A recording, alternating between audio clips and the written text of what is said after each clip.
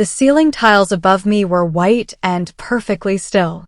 I had been staring at them for 20 minutes, listening to the steady beep of the monitor beside my bed and trying to remember how to breathe without it hurting.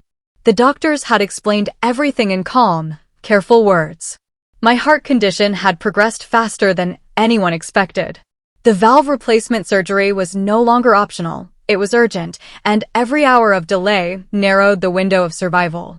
My surgeon, Dr. Reeves, had said the procedure needed to happen within 48 hours. I had nodded and signed every form they put in front of me, because I trusted the system. I had been paying into my health insurance plan with Viridian Health Solutions for 6 years without missing a single premium. 6 years of automatic payments, 0 claims, perfect record. I had chosen Viridian specifically because their brochures promised seamless coverage for major medical events. I remembered the exact phrase from their welcome packet, rapid approvals for life-altering procedures. I believed it. That belief was sitting in my chest right now, heavier than the pain, because the notification that had appeared on my phone 20 minutes ago was not an approval. It was a denial. Automated. Instant. Final sounding. 3 years ago, I had written a glowing review of Viridian Health Solutions on every platform I used. I was the person at dinner parties who defended insurance companies when others complained. I had even recommended Viridian to my younger sister Adiz and to 2 colleagues at the research firm where I worked as a data analyst. I told them the app was fast, the customer service was responsive, and the claims process was the smoothest I had seen. I believed every word of it because at that point I had only ever filed small claims, a broken wrist, a specialist visit, a dental emergency, and every one of them had been approved within 48 hours. The system felt human and fair. It felt designed to help people. Now, lying in a hospital bed with a surgical consent form on the tray beside me and a denial notification glowing on my phone screen, those memories felt like a different life. The automated email used language I had never seen before, claim assessed and denied based on algorithmic review of medical necessity parameters. No explanation. No contact name. No option to speak with a person. Just a reference number and a paragraph of policy language so dense it seemed designed to be unreadable. Before I was admitted to the hospital, I had filed 2 smaller claims with Viridian in the previous 14 months. A cardiac stress test. A specialist consultation with a cardiologist. Both had been denied.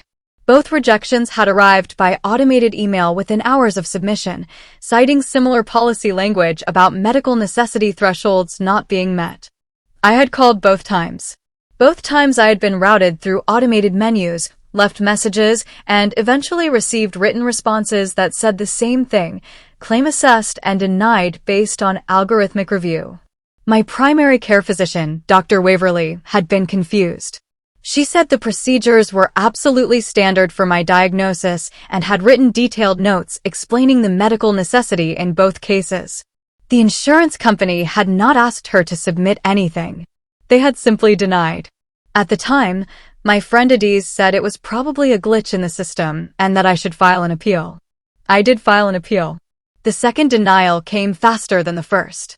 I had filed it away, paid the bills out of pocket, and moved on because both procedures had been manageable financially. I had not wanted to believe it meant anything larger.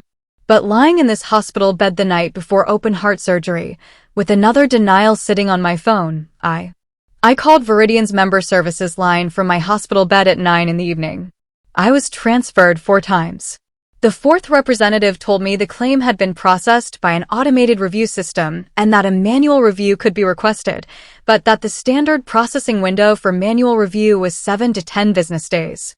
I told her I was scheduled for surgery the following morning. She paused and said she would flag the case as urgent. I asked what urgent meant in terms of timeline. She said she was not able to provide a specific time frame. I ended the call and filed the manual review request online anyway, attaching every document Dr. Reeves had submitted. The confirmation email that arrived said the request had been received and would be processed in accordance with standard review timelines. At midnight, I received an automated follow-up message from Viridian explaining that my claim had encountered an AI processing error and had been rerouted for secondary assessment. Secondary assessment. The surgery was scheduled for 7 in the morning. I was not sleeping. I was reading the denial letter again, this time more slowly, and I was noticing something that had not registered in my first read. The specific procedure flagged for denial, cardiac valve replacement, appeared on A. I had brought my laptop to the hospital, which at the time had seemed unnecessary. Now it felt like the most important thing in my bag.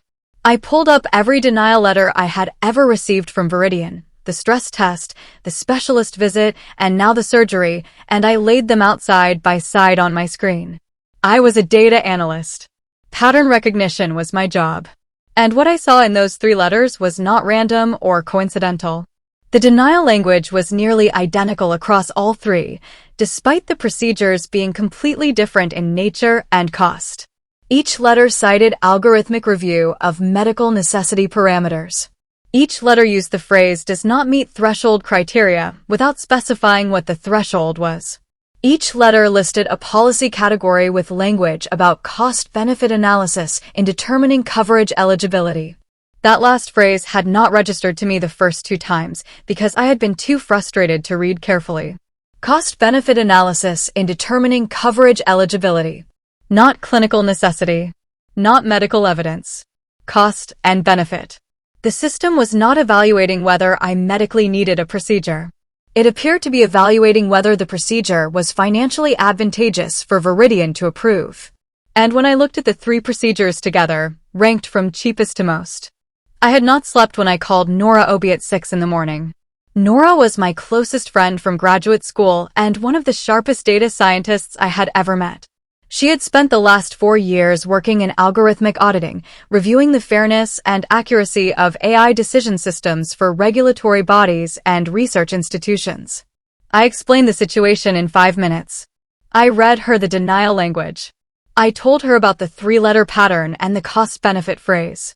She was quiet for a moment after I finished. Then she said, very clearly, that what I had just described matched a known failure mode in AI-based insurance adjudication systems that were trained not on clinical outcomes, but on financial data, which caused them to learn to deny expensive procedures at higher rates regardless of medical necessity. She said she had seen similar patterns in audits, but had never had direct access to a live case with real denial letters and a current claim. She asked me to send everything I had. I did, immediately, from my hospital bed at 6:15 in the morning. By 6:50, Nora had sent me a preliminary note. The language patterns in my 3 denial letters were statistically consistent with what she called cost avoidance optimization, a training approach. Dr. Reeves came to my room at 7:15 and sat in the chair beside my bed without his usual clipboard energy. He was not moving quickly. He looked at me the way doctors look at patients when they are deciding how honest to be. He told me the surgical team was ready. The operating room was reserved. Everything on the medical side was prepared and waiting. But without insurance authorization, the hospital's billing department was now raising concerns about proceeding. The procedure cost was substantial, over $200,000, and the hospital's legal team needed confirmation of coverage or a signed financial responsibility agreement before they could move forward. I told him I was working on the coverage issue. He nodded slowly and said he had seen this before.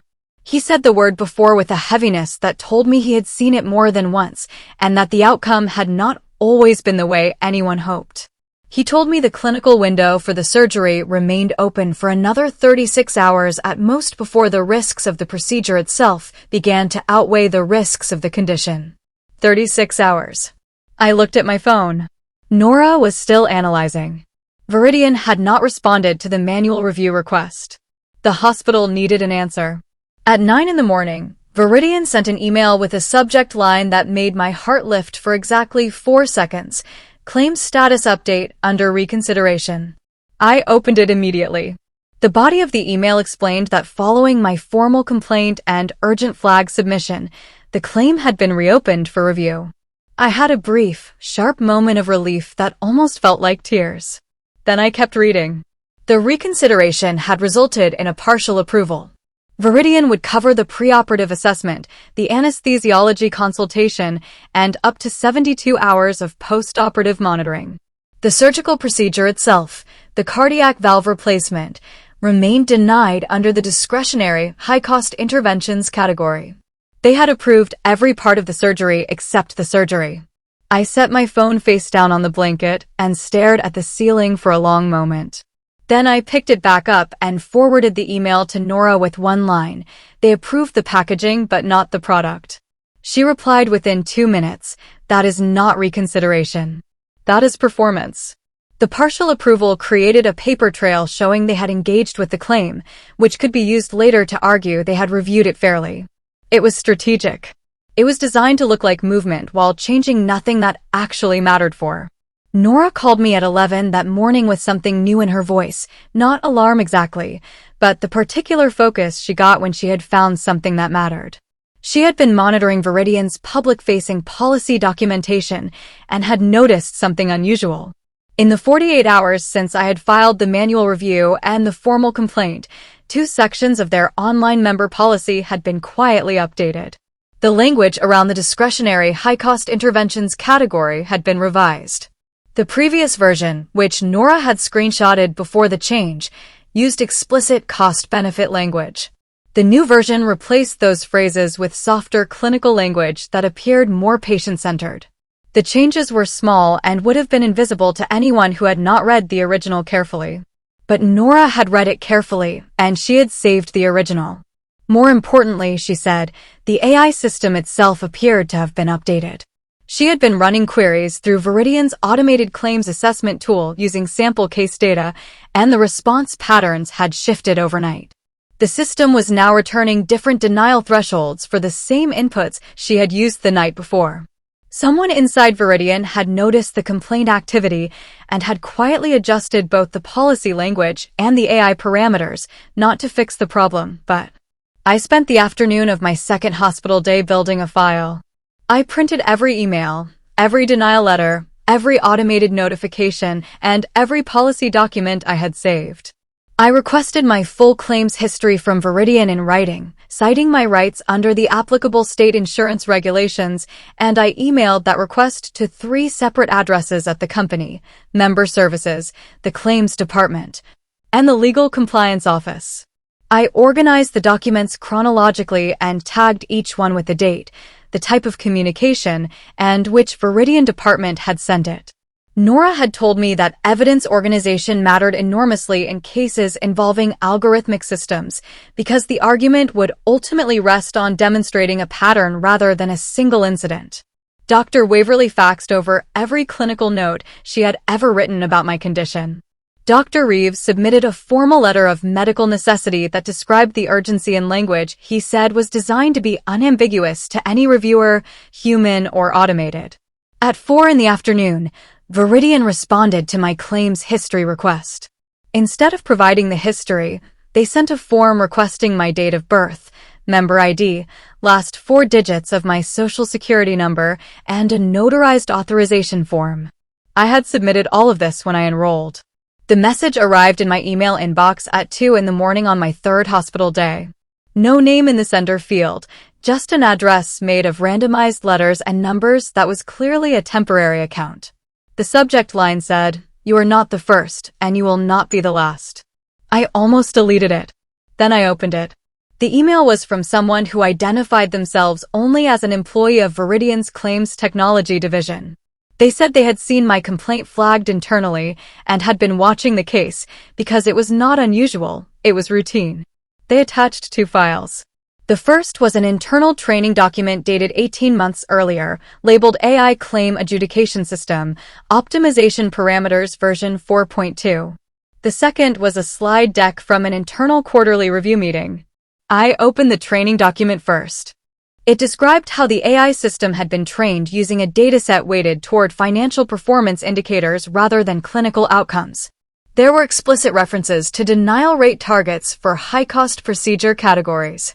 The language was technical, but the meaning was not. The system had been designed to deny expensive claims at a rate that would meet internal cost reduction targets. The slide deck confirmed it in even plainer terms. At 8 in the morning on my 3rd hospital day, a certified letter arrived addressed to me at the hospital. It was from Viridian's legal team. The letter stated that my public communications regarding the claim denial, I had posted a brief factual summary of the situation on social media the previous evening, constituted a potential violation of my member agreement's non-disparagement clause, and that continued publication of claims-related information could result in legal action. The letter was 4 pages long and written in language clearly meant to be intimidating.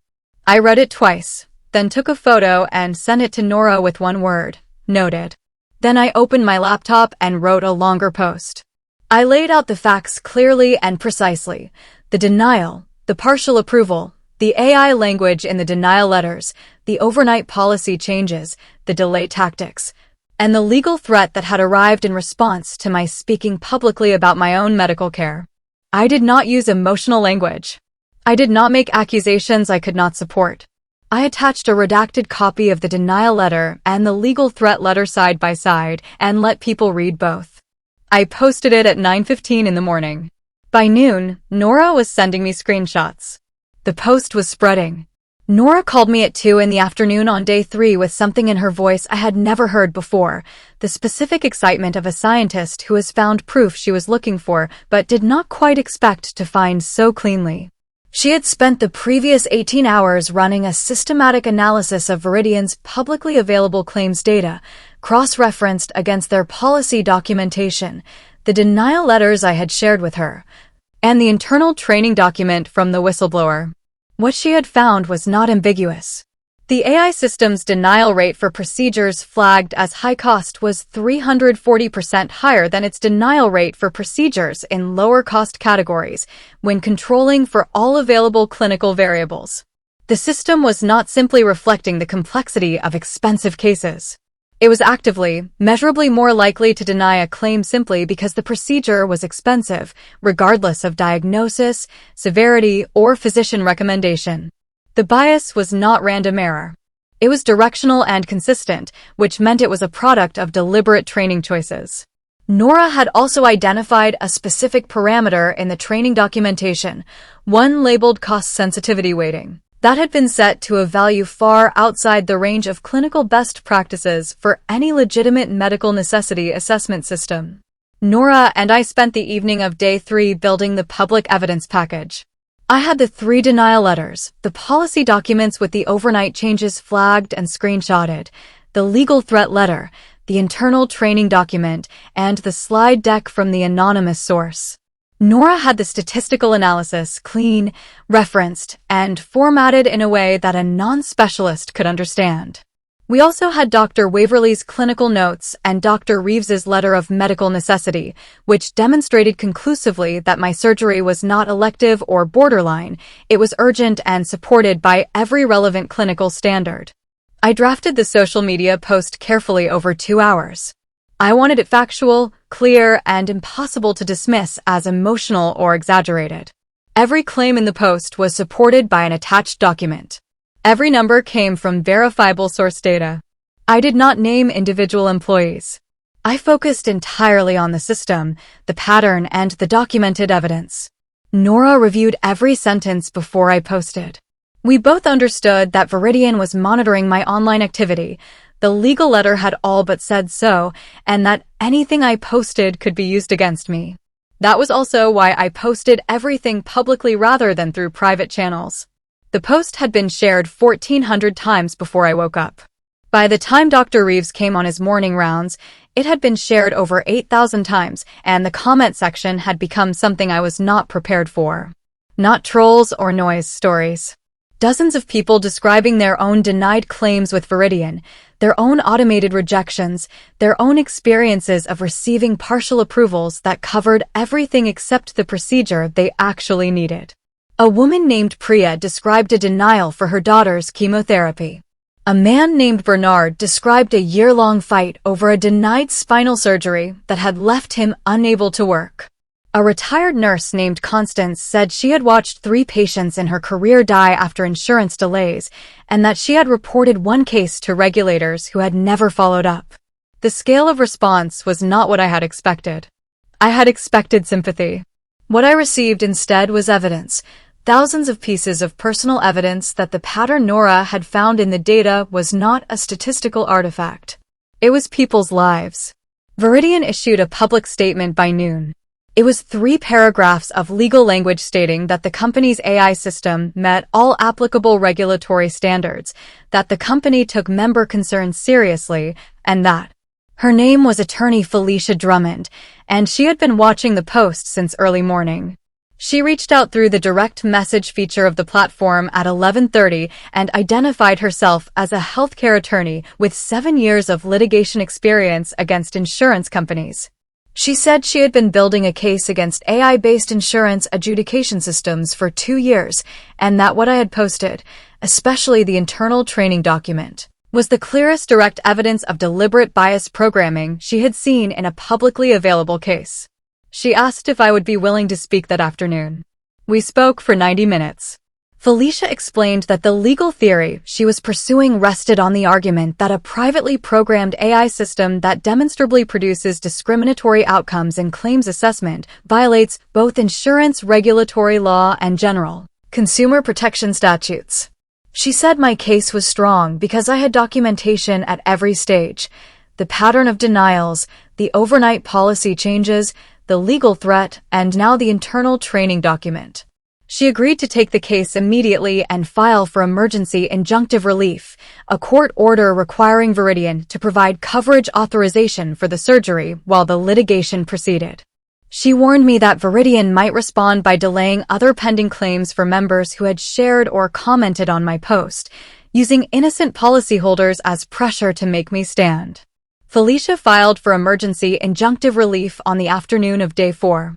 Within hours, she had also submitted a formal complaint to the state insurance commissioner and carbon copied the filing to the Federal Centers for Medicare and Medicaid Services, citing evidence of systemic algorithmic bias in claims adjudication affecting thousands of policyholders.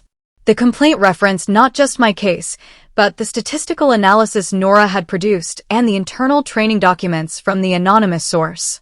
Nora had by then completed a deeper analysis using the data she had gathered from my case and from the patterns reported by commenters on my post. The results were significant.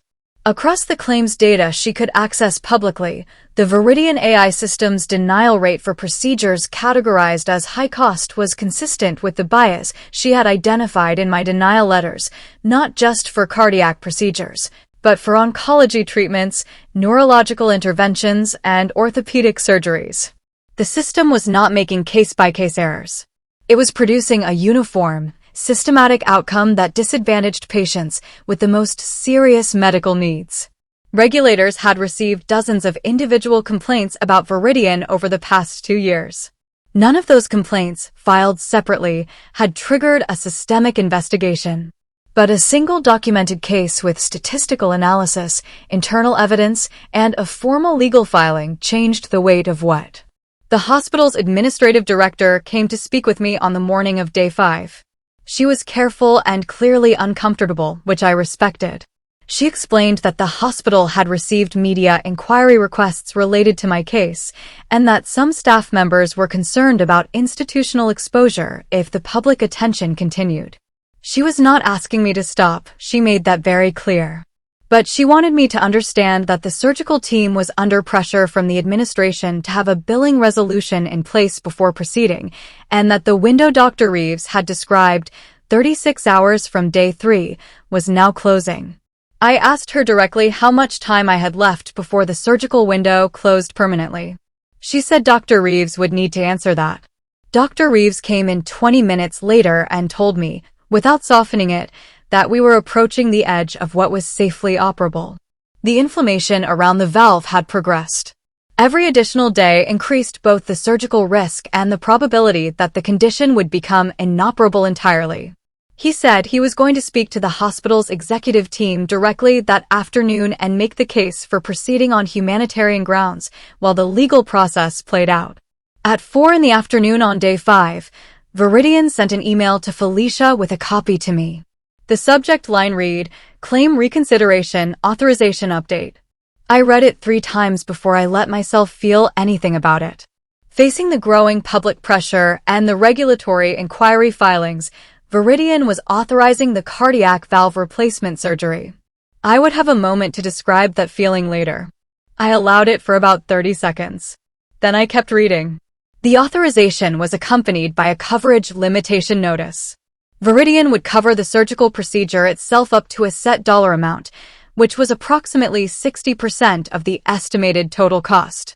The remaining 40%, which represented a substantial five-figure sum, would be my financial responsibility. The authorization was real. The surgery could proceed. But the financial exposure was designed to make the approval feel like partial punishment rather than genuine resolution. Felicia said to proceed with the surgery immediately and that she would pursue the remaining coverage gap in the litigation. Nora said the partial coverage was consistent with a pattern she had now documented in 4 other high-profile cases where public pressure had forced Viridian to reverse denials. They always reversed with a gap designed to recover a portion of what the full denial would. While I was in post-operative recovery, Nora was not sleeping. The anonymous contact from Viridian's Claims Technology Division had sent a second message.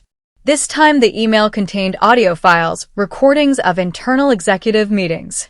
There were 3 recordings in total, each between 8 and 15 minutes long, dated across an 18-month period. In the first recording, a voice identified by Nora's contact as Viridian's chief technology officer discussed the AI system's denial rate performance relative to quarterly financial targets. In the second, the same executive described a protocol for adjusting the cost sensitivity weighting parameter when regulatory scrutiny increased, not to make the system fairer, but to make the bias harder to detect in a formal audit. In the third recording, a different executive discussed the legal team's assessment of risk exposure from individual claim disputes versus the financial benefit of maintaining the current optimization settings. The phrase used was, acceptable litigation rate. My case, and cases like mine, had been anticipated. The harm had been calculated. The decision to continue had been made deliberately. Nora packaged the recordings with her statistical analysis and sent the full package to 3 national news organizations simultaneously. By the time I was fully conscious in the recovery room, my phone was showing a notification volume I had never seen in my. I was released to a step-down unit 3 days after surgery, and Felicia brought a television crew to meet me there. I had agreed to a live interview, and I had prepared for it the way I had prepared for everything else in the past week, with documents. I had the denial letters, the policy changes, the training manual, the executive audio recordings, and Nora's statistical analysis printed and organized in a folder on my lap. The interviewer opened by asking Viridian's executive spokesperson, who appeared via satellite from the company's headquarters, to respond to the evidence that had become public. The spokesperson said the company stood by its AI system's compliance with all applicable regulations. He said the recordings had been taken out of context and that the cost sensitivity parameters in any insurance system were standard industry practice. I was asked to respond. I asked the spokesperson one question: if cost sensitivity weighting is standard industry practice, why did Viridian adjust those parameters specifically during periods of regulatory scrutiny to make them harder to detect in audits? He did not answer the question directly. He said the company was committed to transparency and patient outcomes. I held up the slide deck showing the quarterly savings graph labeled Optimization Achieving Target. Federal regulators moved faster than anyone, including Felicia, had expected. On the morning of my 6th day in the hospital, the 3rd day post-surgery, the Federal Insurance Oversight Bureau issued a formal notice that it had opened an investigation into Viridian Health Solutions' AI-based claims adjudication system. The notice cited evidence of potential systematic bias in coverage determinations affecting policyholders requiring high-cost medical interventions. By afternoon, a Senate subcommittee on healthcare technology had requested a formal briefing and had issued a voluntary request for Viridian's internal AI documentation, a request that carried the implicit weight of a subpoena to follow if not complied with. 3 class action lawsuits had been filed in different states by groups of Viridian policyholders who had experienced similar denials, all referencing the evidence that had become public through my case. Felicia said the speed of the regulatory response was unusual and reflected the quality and specificity of the evidence package Nora had submitted.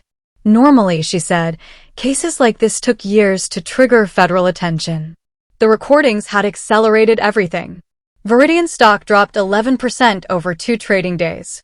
The company issued a second public statement that was notably different in tone from the first. It acknowledged that a review of the AI system was underway and that the company was cooperating. The Federal Insurance Oversight Bureau published its preliminary findings 22 days after opening the investigation, a timeline Felicia described as extraordinarily fast for a federal agency. The findings confirmed what Nora's analysis had shown and what the internal documents had documented. Viridian's AI claim adjudication system had been trained with parameters that systematically disadvantaged policyholders requiring high-cost medical procedures. The cost sensitivity weighting, the denial rate targets for specific procedure categories, and the documented protocol for obscuring those parameters during regulatory review all constituted violations of federal insurance fair practice standards. The Bureau's preliminary order required Viridian to immediately suspend the AI system's authority to issue final claim denials, to conduct a full manual review of all claims denied in the previous 24 months, and to provide retroactive coverage authorization for procedures that a manual review determined had been improperly denied.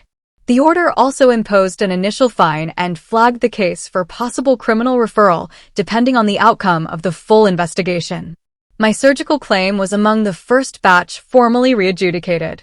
Within 72 hours of the preliminary order, Viridian issued full coverage authorization for the complete cost of my surgery.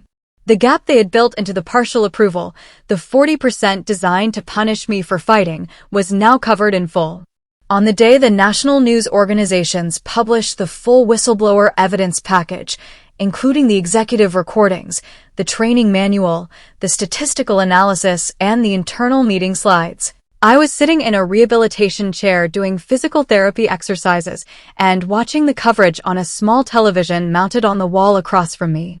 The reporters described the documents carefully and accurately. They showed the graph with the optimization achieving target headline. They played portions of the executive recordings in which the phrase acceptable litigation rate was used in direct reference to the financial calculation behind denying urgent claims. They interviewed Priya, the woman whose daughter's chemotherapy had been denied. They interviewed Bernard, who had spent a year unable to work while appealing a denial for spinal surgery. They interviewed Constance, the retired nurse. They interviewed 4 other former Viridian policyholders who had joined one of the class action suits. Within 48 hours of publication, 3 Viridian executives had been placed on administrative leave pending the criminal referral review. The company's board issued a statement announcing an independent audit of all AI systems used in claims processing. 2 board members resigned. The company's stock had now fallen 27% from where it had been the morning I received my first denial notification. 6 weeks after my surgery, I walked out of my apartment building on a Tuesday morning and stood in the sunlight for a moment before going anywhere. The recovery had been hard but clean. Dr. Reeves said the valve was functioning exactly as it should. I had gone back to work part-time, which mostly meant video calls from my couch, but I was working. The case was still moving through the legal system. Felicia's litigation was ongoing. The federal investigation had expanded. The class action suits were proceeding. The AI system at Viridian had been suspended and was under mandatory redesign review. None of it was finished. But something had changed that could not be unchanged. I thought about the sentence that had appeared in my mind on the first night, staring at the hospital ceiling, if only I had not trusted their algorithm. I had been right to question it. I had also learned something harder. The answer to a broken system is not to stop trusting technology. It is to demand that the people who build and use technology be held accountable for what it does to real people. Nora was now consulting for 3 regulatory bodies on AI audit frameworks for insurance systems.